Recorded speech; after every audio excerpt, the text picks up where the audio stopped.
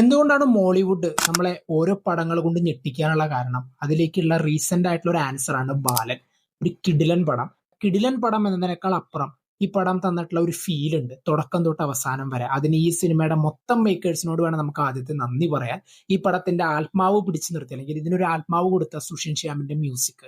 എവിടെ നമ്മളെ ചിന്തിപ്പിക്കണം, എവിടെ നമ്മളെ കരയിക്കണം, എവിടെ നമ്മളെ ചിരിപ്പിക്കണം എന്നുള്ള ഓരോ തോട്ട് പ്രോസസ്സൊക്കെ ആ ഒരു മ്യൂസിക്കിലൂടെ തുടക്കം തൊട്ട് അവസാനം വരെ ആ ഒരു ഫ്ലോയിലൂടെ തന്നെ കൊണ്ടുവന്നു.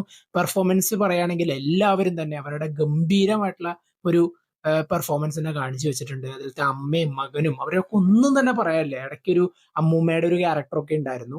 പല സ്ഥലങ്ങളിലും നമ്മളെ ഇരുത്തി ചിന്തിപ്പിക്കുന്ന രീതിയിലുള്ള ചില റൈറ്റിങ്സ് അല്ലെങ്കിൽ ചില മൊമെന്റ്സ് ഈ സിനിമയിലുണ്ട്. ആൻഡ് ആ ഒരു പല സ്ഥലങ്ങളിലൂടെയുള്ള അവരുടെ യാത്ര, അവരുടെ ജീവിതത്തിൽ നടക്കുന്ന സംഭവങ്ങൾ, ഇങ്ങനെയുള്ള സംഭവത്തെ വളരെ ഗംഭീരമായിട്ട് തന്നെ ഇതിൽ ഡെലിവർ ചെയ്തിട്ടുണ്ട്.